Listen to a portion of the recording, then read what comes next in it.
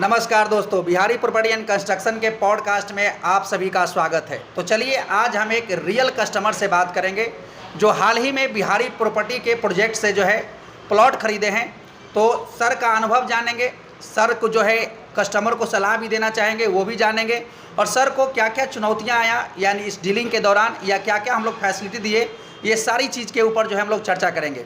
तो पूरा जो है पॉडकास्ट को अंत तक देखिएगा ताकि सारी बात जो है आप जान सकें। तो सबसे पहले सर आपका स्वागत है, पहले अपने बारे में बताइए सर। Thank you. मेरा नाम है Subedar major, ex Subedar major and ordinary captain master tech B vehicle Jagdish Prasad. मेरा पता है इलाहीबाग बैरिया पटना 07। अस्थाई पता अभी मैं यहीं पे मकान बनाया हुआ हूँ। मैं आर्मी से कॉर्प्स ऑफ ईएमई से इंडियन आर्मी में मैं 2001 जून में रिटायर हुआ था। रिटायरमेंट के बाद मैंने कुछ सोचा कि कुछ अपना पैसा इन्वेस्ट करूं, तो बैंक में जो सूद था उतना मिलता नहीं था, तो मैं सोचा क्यों नहीं प्रॉपर्टी में ही लैंड खरीद करके कुछ इन्वेस्ट करूं। अच्छा। तो सर जब आप आर्मी के दौरान थे तो आपका पोस्टिंग कहाँ कहाँ था सर? किस रैंक पर थे? मैंने बहुत जगह नौकरी किया, तकरीबन 12 से 15 यूनिटें मैंने काटा। मेरा पहला यूनिट भोपाल था, 3 सेंटर भोपाल। दूसरा यूनिट था मेरा जो है जम्मू कश्मीर। मैं exact location security point of view से नहीं बताऊंगा। जम्मू एंड कश्मीर। फिर तीसरा मेरा था पंजाब जालंधर कैंट। चौथा मेरा था ग्वालियर। पांचवा मेरा था सिक्किम। छठा मेरा था ईएमई स्कूल बड़ौदा, जो खासकर ईएमई स्कूल है, वहाँ पढ़ाई होता है ईएमई का, इंजीनियरिंग। उसके बाद मैं आसाम में रहा। आसाम में रहने के बाद मैं फिर जोधपुर जो राजस्थान में, वहाँ गया। जोधपुर के बाद फिर मैं ईएमई स्कूल गया। ईएमई स्कूल के बाद वहाँ से मैंने फिर JNK गया। JNK में भी एक्सट्रीम स्नो एरिया, मतलब श्रीनगर से जो है ऊपर, अच्छा, समझिए। अच्छा। और वो लोकेशन मैं नहीं बता सकता। अच्छा। उसके बाद वहाँ से जो है मैं चंडीगढ़ आया। चंडीगढ़ जो पंजाब में है, कैंट एरिया है। उसके बाद मैं कलकत्ता गया। अच्छा। कलकत्ता में रहा करीबन 2.5 साल। फिर कलकत्ता से वहाँ से जो है कलकत्ता के बाद मैंने भटिंडा गया, अखनूर गया। इस तरह से मेरी सेवा बहुत है इंडियन आर्मी में। सर जब आपसे हमारी बात हुई थी पहली बार तो आप बता रहे थे कि आप जो है विदेश में भी जो है आप सेवा दिए थे इंडियन आर्मी की तरफ से। तो वो क्या अनुभव था सर, कहाँ कहाँ गए थे? बिटवीन द पीरियड, ये जब मैं ईएमई स्कूल में था तो बिटवीन द पीरियड 2000 से 2001 के बीच में मेरा सिलेक्शन यूएन मिशन में हो गया। अच्छा। यूएन मिशन में होने से एक यूएन इंडियन आर्मी में ईएमई के एक सुपरवाइज़र, चूँकि मैं HMT था, जो सुन रहे होंगे वो HMT को पता होगा। अच्छा। तो एज ए सुपरवाइज़र मैंने यूएनओ में लेबनान जो सऊदी अरेबियन कंट्री है वहाँ रिप्रेजेंट किया, और तकरीबन 6 महीना मैंने वहाँ रहा। बहुत ही बढ़िया एक्सपीरियंस रहा वहाँ का। उसके बाद फिर मैं आया। अच्छा। तो सर आप कौन से रैंक पर थे सर? मैं वहाँ एज ए सुपरवाइज़र था, और अभी मैंने जब 9 साल मेरा सर्विस हुआ था उसके बाद ही मैंने डिप्लोमा कर लिया भारतीय सेना में। डिप्लोमा करने के बाद सुपरवाइज़र हो गया, then after junior commission officer. अभी जो सुन रहे होंगे ईएमई में, जो खासकर सुनेंगे उनको पता होगा, नायब सूबेदार, सूबेदार मेजर, फिर ऑर्डिनरी लेफ्टिनेंट, ऑर्डिनरी कैप्टन। जो एक जवान में भर्ती होता है और लास्ट रैंक लेके आता है, जैसे एक ऑफिसर में भर्ती होता है सेकंड लेफ्टिनेंट में या लेफ्टिनेंट में, अभी लेफ्टिनेंट में होता है। अच्छा। और वो मेजर जनरल और जनरल बन करके आउट होता है, तो एक बहुत खुशी होती है। मैं सिपाही में भर्ती हुआ एज ए क्राफ्टमैन सोल्जर, और मैं लास्ट रैंक लेकर आया 32 साल 33 साल सर्विस करने के बाद। ये मेरी आर्मी का अचीवमेंट। अच्छा। तो सर आपको प्लॉट खरीदने का सर ख्याल कैसे आया? हाँ, मेरे पास कुछ पैसे थे, मैंने सोचा पैसे को इन्वेस्ट करूँ। तो मैंने ऑफ मोड में भी मैंने काफ़ी लैंड देखा, दूसरे प्रॉपर्टी डीलर से, दूसरे एजेंट के थ्रू भी। तो मैंने खोजते रहा इस एरिया में। आपको ये बेलदारी चक हो गया, गौरी चक हो गया, संपत चक हो गया, बैरिया हो गया, इधर फतुआ हो गया, बख्तियारपुर हो गया। मैं काफ़ी एरिया में मैंने देखा, लेकिन जब मैं एक दिन यूट्यूब देख रहा था तो बिहारी प्रॉपर्टी एंड कंस्ट्रक्शन का मेरे को एडवर्टाइज या प्रमोशन से आया। प्रमोशन देखने के बाद मैंने सोचा, हालांकि फर्स्ट एक्शन माइंड में यही होता है कि यूट्यूब पर शायद कुछ मैं फंस जाऊँ, ब्लॉक में फंस जाऊँ, 420 में फंस जाऊँ, तो थोड़ा डरता है। लेकिन चूँकि मैं आर्मी में सर्विस से हूँ, मैं दिल और दिमाग से स्ट्रांग था। मैंने कॉल किया, कॉल करने के बाद रंजीत कुमार जो हैं वो उठाए और बोले आपके लायक एक प्रॉपर्टी है, मैं दिखाऊंगा। और मैंने देखा। अच्छा, तो सर जब हमसे जुड़े थे आपको जो है कितना प्लॉट लगभग दिखाए थे सर हम आपको? उसके तकरीबन बाद 12 कट्ठा प्लॉट था वो, 12 कट्ठा का बान, 42 डिसमिल कुछ ऐसा ही था। हाँ हाँ हाँ। उसमें मेरे को 2 कट्ठा लेना था। तो आपको बता दें कि सर जब हमसे जुड़े थे तो सर को मात्र 2 ही प्लॉट दिखाए थे एक दिन में, और जब पहला प्लॉट दिखाएं तो सर का कहना था कि ये लोकेशन तो हमको समझ में नहीं आया, और जब दूसरा लोकेशन दिखाएं तो सर को वो लोकेशन काफ़ी समझ में आया, काफ़ी पसंद आया, और उसके बाद तुरंत ही सर जो है बुक ही करा लिए प्लॉट।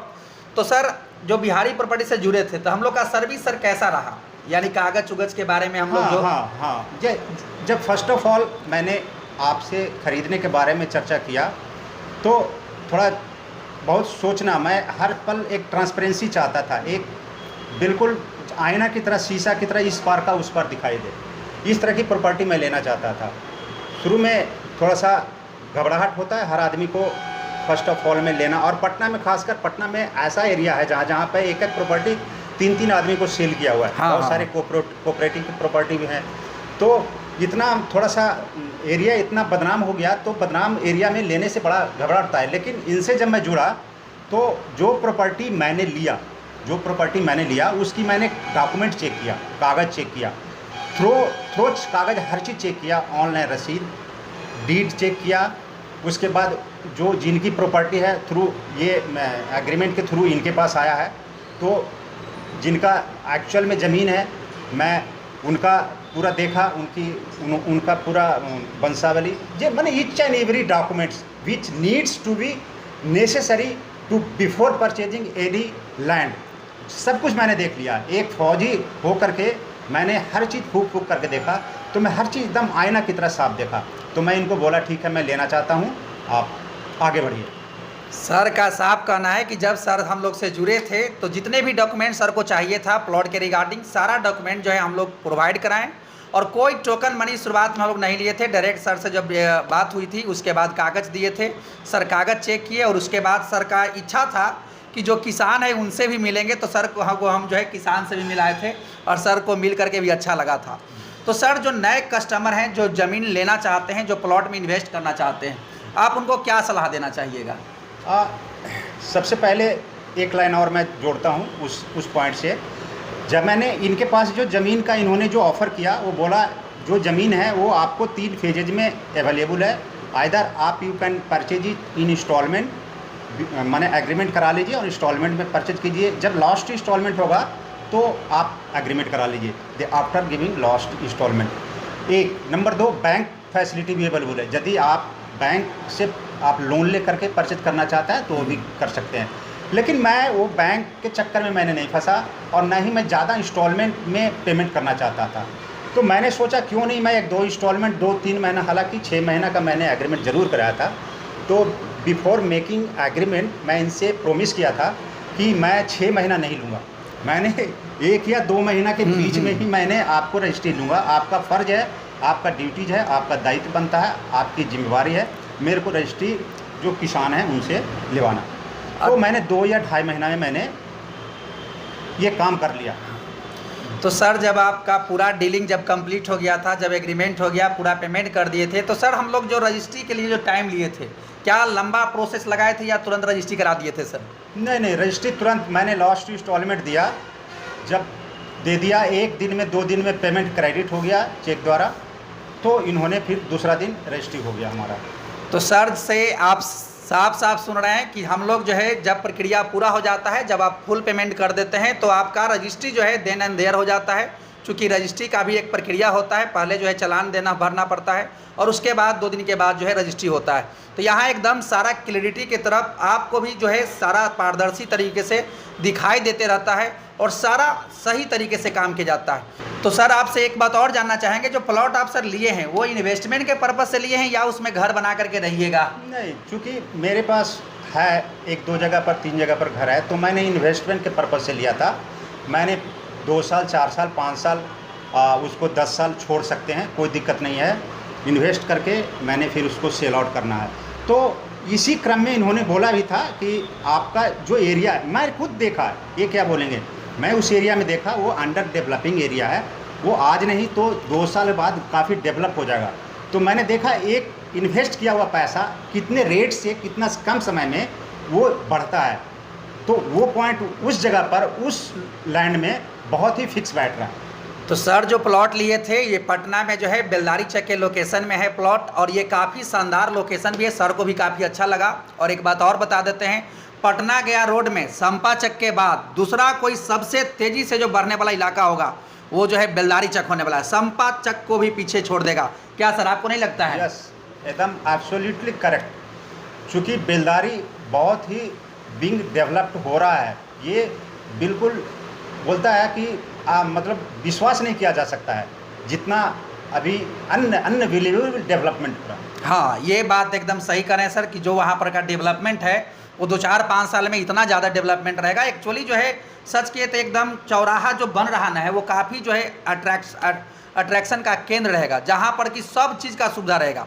आपको बेलदारी चक से कहीं भी जाना हो, चाहे फतुआ जाना हो आप 10-15 मिनट में पहुँच सकते हैं, आपको बीटा जाना हो आप 45 से 50 मिनट में पहुँच सकते हैं, पटना आना हो यहाँ तक कि 0 माइल आप वहाँ से 20 मिनट में पहुँच सकते हैं। अगर आपको मसूरी तरफ जहानाबाद जाना है तो यानी हर तरफ जाने के लिए सुविधा वहाँ काफ़ी शानदार है। सब चीज़ का सुविधा है, आपको हॉस्पिटल की सुविधा, आपको जो है सब चीज़ का सुविधा मिलता है। क्या सर आप तो देखे ही होंगे? यस, उस चौराहा से बिहटा, आरा, छपरा, मुगलसराय, उधर जाइए गया, रांची, कोलकाता, इधर आइए पटना, हाजीपुर, माने चारों ओर, उधर जाइए तो शेखपुरा तक दनियामा होते हुए आप कहीं भी चाहिए तो चारों दिशाओं में, बिहार के चारों दिशाओं में उस जगह पे है। तो सर का आप बात समझ ही रहे हैं, सर का साफ कहना है कि बेलदारी चक का जो लोकेशन है पटना में काफ़ी शानदार लोकेशन है इन्वेस्टमेंट के लिए, और सर जो प्लॉट भी लिए हैं वो इन्वेस्टमेंट के पर्पज़ से ही लिए हैं।